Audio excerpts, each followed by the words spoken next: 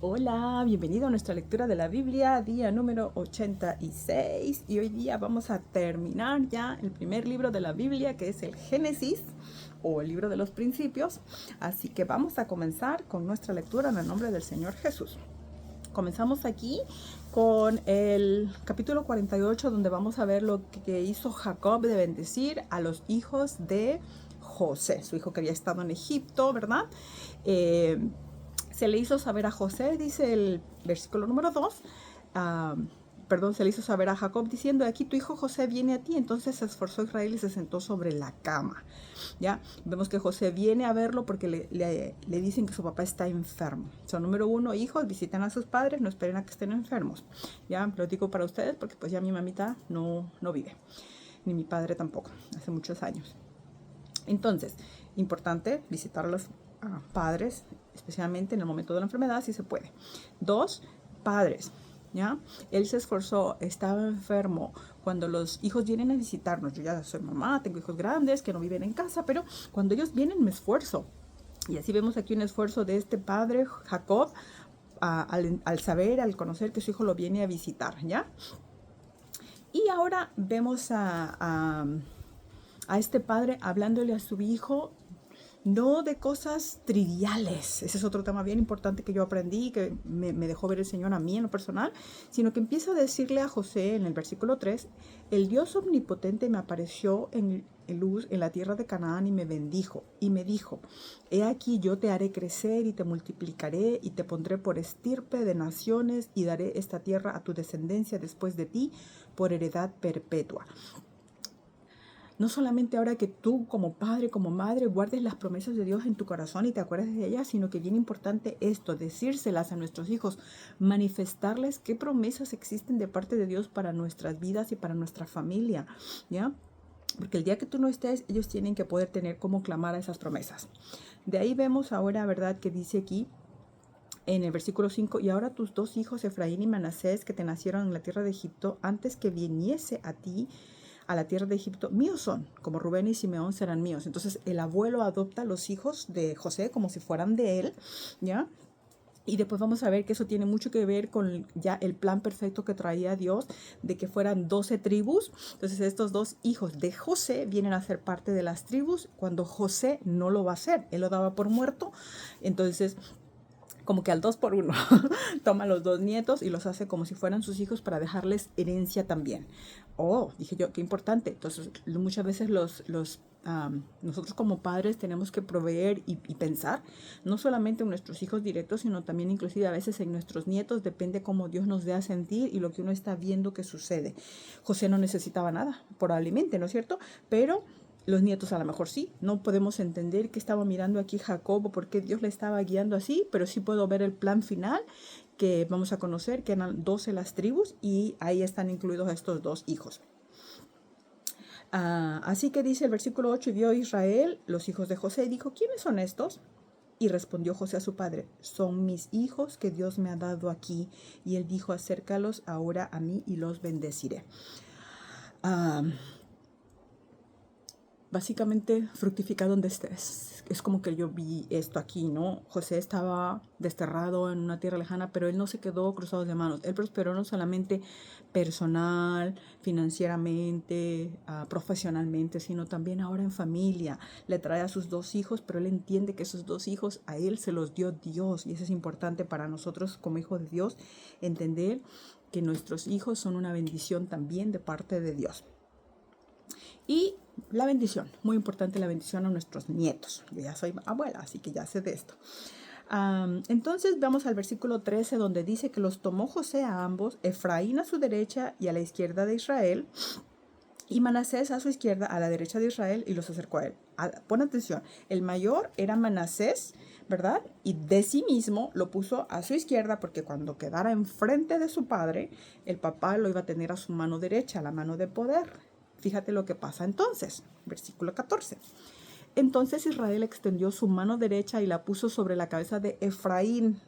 Cruzó las manos, por así decírtelo, para bendecirlos, que era el menor, y su mano izquierda sobre la cabeza de Manasés, colocando así sus manos adrede, a propósito, aunque Manasés era el primogénito. con la mano derecha él bendecía al mayor, pero en este caso estaba imponiendo esa mano sobre el menor.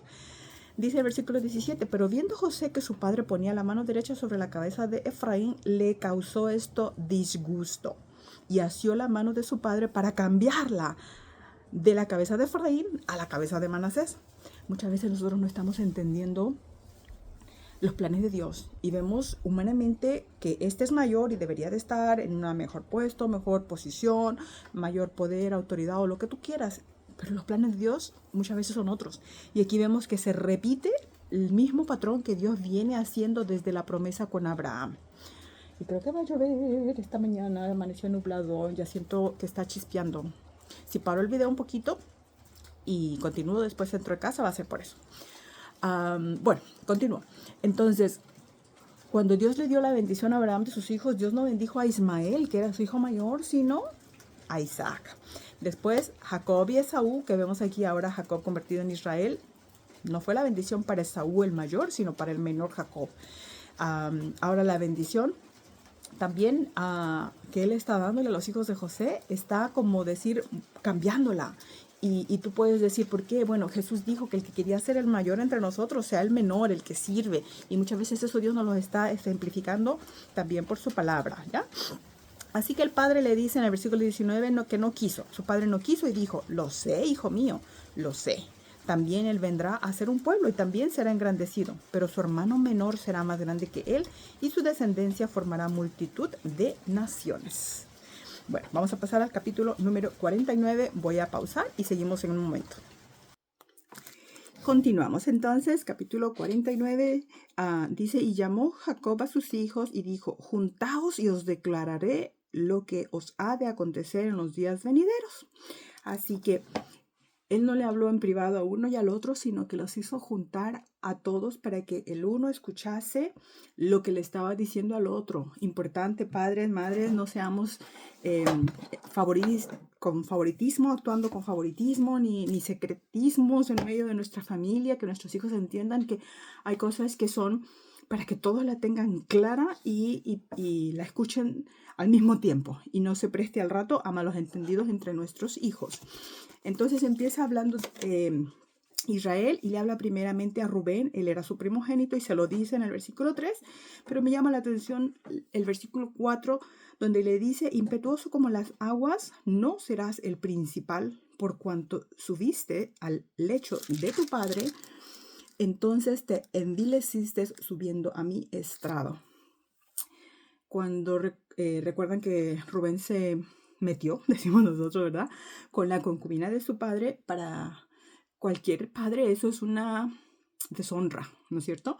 Y le dice, entonces te envileciste subiendo a mi estrado. Esto inmediatamente en mi cabeza me llegó a pensar a mí, me vino a la mente Satanás, Lucifer, que se quiso subir al estrado de Dios y ser como Dios. O sea, esa inclinación está en el corazón de todos y cada uno de nosotros, de la cual tenemos que tener mucho cuidado de jamás querer igualarnos a Dios, tomar atributos que son y le corresponden exclusivamente a Dios. Y en este caso, pues bueno, el derecho de estar con la mujer, en este caso, obvio, era solo del padre. Así que en el pueblo de Dios haya santidad en este aspecto. Hemos hablado mucho sobre la fornicación y el adulterio, ¿ya? Entonces la concubina cayó en adulterio y él al meterse con ella también adulteró, pero también fue fornicación porque no estaban casados y sobre todo este problema, ¿ya? Estaba envileciendo y eso le costó la primogenitura, el derecho de todo lo que conllevaba ser el heredero principal del padre. Y representar a la familia, ¿verdad? Porque no era solamente ahora lo que le dejaran monetariamente, financieramente, sino que ahora al ponerlo como heredero, como principal, como primogénito, le estaban concediendo o confiriendo la autoridad ahora de ser el jefe de la familia. Y esa autoridad, ese privilegio, Rubén lo perdió por su falta. Así que cuidado, valoremos esto. Lo vimos con Esaú, también perdió su primogenitura ante este mismo Jacob que ahora está bendiciendo a sus hijos. De ahí viene Simeón y Leví, le dice que maldito su furor, porque estos hermanos fueron los que, después lo vamos a leer, no hemos llegado a esa parte, Ah, no, sí, sí la vimos. Mataron a un montón de gente del pueblo cuando abusaron de su hermana Dina, ¿verdad? Y me llamaba la atención porque cuando le dice que era maldito su furor, que fue fiero, y su ira, que fue dura, yo los apartaré en Jacob y los esparciré en Israel. Me llamó la atención porque así es la ley. La ley es inflexible, es dura, es de hierro y nadie la puede cumplir, entonces todos quedan condenados a la muerte. Y Dios, sabiendo eso, se proveyó a sí mismo de este Cordero bendito que fue Jesús, que vamos a leer ahora. Versículo 9 le dice, cachorro de león Judá. ¿Ya? Primera 8, perdón, 8. Judá, te alabarán tus hermanos, tu mano en la cerviz de tus enemigos. Los hijos de tu padre se inclinarán a ti. Cachorro de león Judá, la manera en que se refieren a nuestro Señor Jesucristo hoy en día, ¿verdad? Como el león de la tribu de Judá. Aquí vemos, en Judá es que podemos nosotros alabar a Dios, ¿ya? En esa descendencia de nuestro eh, gran Salvador Jesús, ¿ya? En ser ahora hijos de Dios por él. Y luego dice el versículo 10, no será quitado el cetro de Judá ni el legislador de entre sus pies hasta que venga Silo y a él se congregarán los pueblos. Silo es como el equivalente al Mesías, cuando venga este Mesías Salvador Jesús, ¿ya?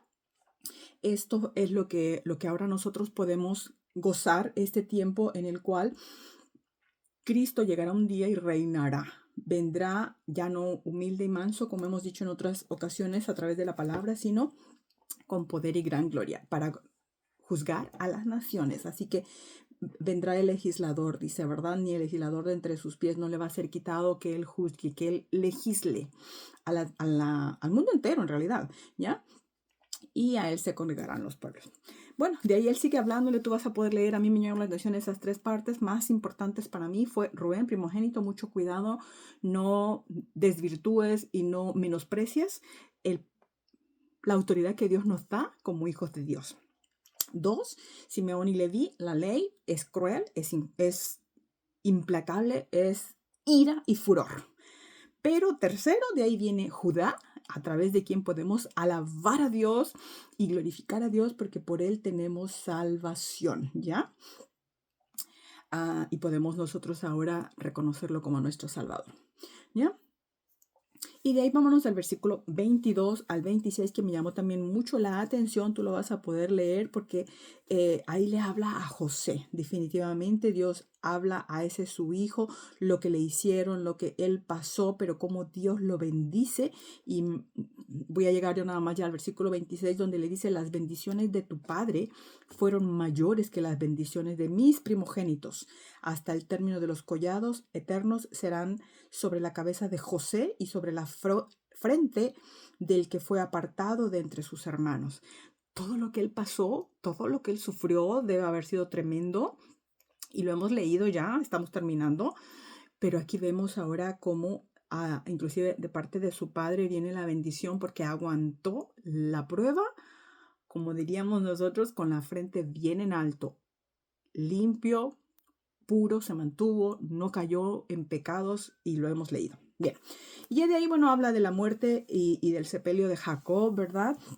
Que voy a leer el versículo 28 solamente, donde dice primero, todos estos fueron las 12 tribus de Israel y esto fue lo que su padre les dijo al bendecirlos, a cada uno por su bendición los bendijo, o sea, cada quien lo suyo, bien clarito, bien especificado, ya, sin lugar a dudas. Y tú los vas a leer, cuéntalas ahí, ya están las 12, como dije, ahí están incluidos Efraín y Manasés también.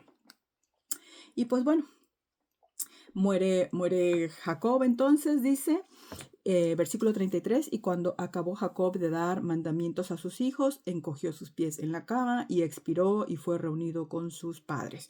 No sabemos si puntualmente fue así como que acabó de hablar y ahí en ese momento, ¿verdad? Pero que después de eso él quedó tranquilo y pudo descansar y pudo irse con Dios, ¿ya?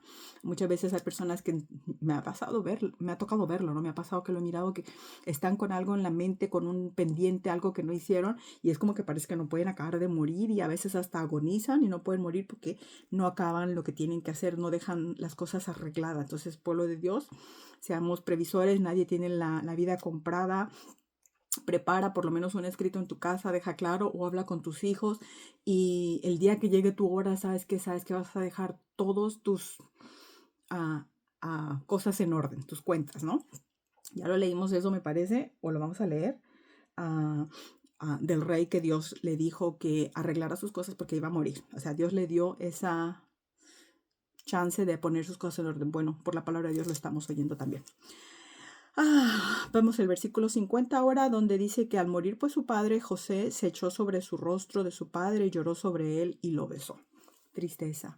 No hay nada de malo, no hay nada incorrecto. Que como hijos de Dios mostremos nuestro dolor, lo expresemos. Claro que duele humanamente y no significa como que lloramos de desespero como el mundo. A lo mejor, ¿no es cierto? La gente sin Dios llora y ¡ay, por qué se me fue! Y ya no te voy a volver a ver. No, el Hijo de Dios tiene la esperanza de que nos vamos a volver a encontrar un día si somos fieles con los nuestros que también han servido al Señor, ¿no es cierto? Pero el lloro es por el sentimiento humano y está bien. Cada quien que pueda llorar y llevar su luto como sea. Aquí dice el versículo 3, y le cumplieron 40 días porque así cumplían los días de los embalsamados y lo lloraron los egipcios 70 días. Ojo, ese llorar no fue del pueblo de Dios, fue de los egipcios. ¿Y por qué lo digo? Porque a veces empezamos a hacer unas mezclanzas de costumbres, de tradiciones y de creencias que no son bíblicas y nos empezamos a compartir los cristianos como igualito lo hicieron los católicos. Yo voy a hablar de mi país, México. Cuando los españoles conquistaron México, se dieron cuenta que una de las cosas que tenían que conquistar para poder de verdad subyugar al pueblo era entrar con la religión, porque ellos eran nuestro país, México, era una cultura politeísta, tenían un montón de ídolos, no dioses, porque no son Dios es uno y uno nada más. Entonces eran politeístas, entonces se dieron cuenta que tenían que hacerlo. Pero como el pueblo no quería dejar sus ídolos, empezaron a permitir ciertas cosas que hasta el día de hoy se ven como danzas, que supuestamente ahora nada más se las hacen a Dios, pero son danzas que fueron inspiradas o eran originalmente ofrendadas a sus ídolos, ¿verdad? Costumbres de que prender velitas, esos también eran cosas que encendían fuego para los ídolos, y cosas así. Entonces aquí vemos esto de los 40 días cuando una persona muere, que les hacen los rezos de 40 días o de tanto tiempo, hasta 70 días dice aquí, ¿ya? Las novenas también, habla por aquí algo de los 7 días. Todo eso muchas veces no entendemos ni de dónde vienen ni por qué son, pero aquí vemos una cosa que es netamente una costumbre egipcia. No era de ellos como pueblo de Dios. Claro, lo hicieron por respeto o en honor a José, que era en ese caso el gobernador después de Faraón, como hemos aprendido. ¿Ya? Más, ¿qué hizo el pueblo de Dios? Dice que, bueno, ya lo llevaron hasta la tierra de Canaán, y dice que el versículo 10, llegaron hasta la era de Atad, que es al otro lado del Jordán, y endecharon ahí con grande y muy triste lamentación, y José hizo a su padre duelo por 7 días. O sea, su duelo, su dolor, el que no quiero hacer nada, no me hablen, a puro llorar a lo mejor como diríamos, 7 días. ¿Y qué pasó después de los 7 días? Yo me puedo imaginar nada más, porque no lo dice la palabra. ¿Sabes qué? Tengo que continuar con mi vida, tengo que hacer mis cosas. ¿Y cuántas veces vemos eso mal en otra persona? ¡Ay! Acaba de morir su mamá o su papá o su familiar, en este caso era su papá. Y mira, ni una semana ya está de regreso en el trabajo. Bueno, él tenía que, y yo lo veo en la palabra de Dios. Muchas veces sabes que la actividad nos hace olvidar un poquito nuestros problemas, nos mantiene la mente ocupada, nos mantiene el cuerpo activo y a veces esa es la mejor medicina en algunos casos, ¿no? Que no nos tiremos como pueblo de Dios a la depresión, a la desesperación, sino que mantengamos la esperanza, así llora tristemente, como aquí con grande y muy triste lamentación, dice específicamente la palabra, pero es un tiempo. No te dejes vencer, no te dejes caer en depresión, pueblo de Dios, porque Satanás también usa eso para destruir al pueblo. Así que, bueno, y la promesa de Jacob era que se lo llevaran a la tierra que Dios les había prometido, que no dejaran sus restos en Egipto. Así que esto es lo que estamos viendo aquí. ¿Por qué esa importancia? ¿Qué representación tiene eso para nosotros hoy en día? Que nosotros tenemos que pensar también en nuestra tierra prometida, que es en los cielos, que mucha gente dice, ay, es que solamente Dios mira el espíritu. No, pero dice que con el cuerpo, que es mi templo para el Espíritu Santo de Dios, puedo pecar y eso me va a dejar cuerpo, alma y espíritu en el infierno. Entonces, que también con nuestro cuerpo estemos pendientes, que quiero llegar a esa tierra prometida, quiero alcanzar, ver esa ciudad celestial. No me quiero quedar aquí, yo no pertenezco a esta tierra. Y cuando Cristo venga, dice que hasta los muertos serán levantados de los sepulcros y su cuerpo, o sea, este polvo, ¿ya? Que Dios formó en carne, será transformado en un cuerpo incorruptible de gloria, pero va a ser levantado de donde esté y como esté. O sea, eso va a ser un milagro que yo no me puedo imaginar y no lo entiende mi mente humana todavía. ¿Ya? ¿Cómo va a suceder eso? Pero si Dios lo dice, yo simplemente lo creo. Y entonces este cuerpo tiene que estar consciente de que quiero ir a esa tierra celestial, que no puedo contaminarle, no se puede quedar aquí. Y para él era como que eso, no me dejen aquí, no me quiero quedar aquí, llévense mis restos a esa tierra prometida. Eso es un vislumbre o una tipología de lo que debe ser para nosotros este paso por la tierra. Y bueno, vamos a ver ahora qué pasa. Después en el versículo 15 dice que viendo los hermanos de José que su padre era muerto o ya había muerto, dijeron, quizás nos aborrecerá José y nos dará el pago de todo el mal que le hicimos. Otra vez empiezan las maquinaciones de estos hermanitos de José por salvarse el pellejo. Así que les inventan ahí supuestamente un mensaje que había dejado su padre en vida para que cuando él muriera, José no los fuera a hacer pagar por su mal. Pero mira el corazón de José. Nada que ver con lo que ellos pensaban de José. Ya el mundo así es. Por eso a veces piensan que el Hijo de Dios va a ser igual, que vamos a cobrárnoslas, pero no debemos hacerlo como pueblo de Dios, sino más bien debemos ser como José. En versículo 19 dice que les respondió José, no temáis. ¿Acaso estoy yo en lugar de Dios? Se daba cuenta que el que juzga y el que hace pagar el mal a la persona o inclusive recompensar el bien va a ser Dios. Vosotros pensasteis mal contra mí, mas Dios lo encaminó a bien para hacer lo que vemos hoy, para mantener en vida a mucho pueblo. Y esa es una parte importante. El plan de Dios es siempre perfecto. Y aunque nuestra vida, ¿verdad? En el momento se vea, pues vimos por todo lo que pasó José, ¿no es cierto? Que va de mal en peor. Si está en los planes de Dios y tu vida es valiosa para el futuro interés que Dios tenga, y ya no solamente sobre ti o tu familia, inclusive, como dice aquí, salvar a mucho pueblo, básicamente, no solamente a Jacob y su descendencia, sino vemos que era Egipto completo y las naciones que llegaban a pedir comida, a comprarles a los egipcios, ¿ya? Ese plan perfecto que tenía Dios para salvar a muchas personas. Así te tiene Dios a ti en esta vida, para salvar a otros. ¿A cuántas personas tú puedes bendecir de muchas maneras, inclusive con tus labios, hablando? No solamente en tu hogar es tu cónyuge y tus hijos, pero estoy segura que tienes roce con tus compañeros de trabajo o de estudios o tus vecinos o la gente que te provee servicios cuando vas al supermercado, cuando vas a ponerle gasolina a tu auto. Todas esas gentes están esperando alimento de ti. Pero ese alimento es espiritual. No se trata de que vas a andar con la despensa para andarle dando a medio mundo, pero ¿cuántas veces, si puedes, hazlo, lógico, ¿no? Pero ¿cuántas veces es una palabra, un Dios te bendiga, un Dios te ama, un no dejes de confiar en Dios, un ten fe, hablarle de Cristo? No sabes lo que puedes hacer es dar vida. Así que bueno, Dios nos ayude para tener esta mente y esta sensibilidad de José, de entender que todos los planes de Dios siempre son perfectos, aun cuando parezca que nos está yendo mal. Y ya para terminar, versículos 24 en adelante dice, y José dijo a sus hermanos, yo voy a morir, mas Dios ciertamente os visitará y os hará subir de esta tierra a la tierra que juró a Abraham, a Isaac y a Jacob. Leímos esta promesa Claro que sí, era verdad. E hizo jurar a José y a los hijos de Israel diciendo, Dios ciertamente os visitará y haréis llevar de aquí mis huesos. Y murió José a la edad de 110 años y lo embalsamaron y fue puesto en un ataúd en Egipto. Aquí está, la misma urgencia de su padre, no me dejen mis restos aquí, llévenme a esa tierra que Dios le prometió a Abraham, a Isaac y a Jacob. A nosotros Dios nos ha prometido una tierra. Dijo Cristo, me voy pues a preparar lugar para que donde yo estoy, vosotros también estéis. Esa sea nuestra meta, llegar a esa tierra prometida. No te quedes aquí. No te conformes con que te vas a quedar aquí. ¿Ya? Porque no es para los hijos de Dios esta tierra. Así que Dios te bendiga. Con esto terminamos el libro de Génesis. Gracias, Señor. Hemos logrado una meta más, un libro más.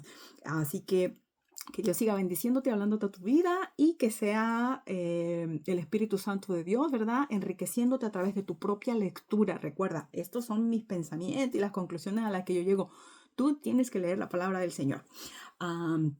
Ayúdame dando un dedito arriba y compartiendo este video para que otros también puedan inspirarse a lo mejor de alguna pequeña manera a leer la palabra de Dios.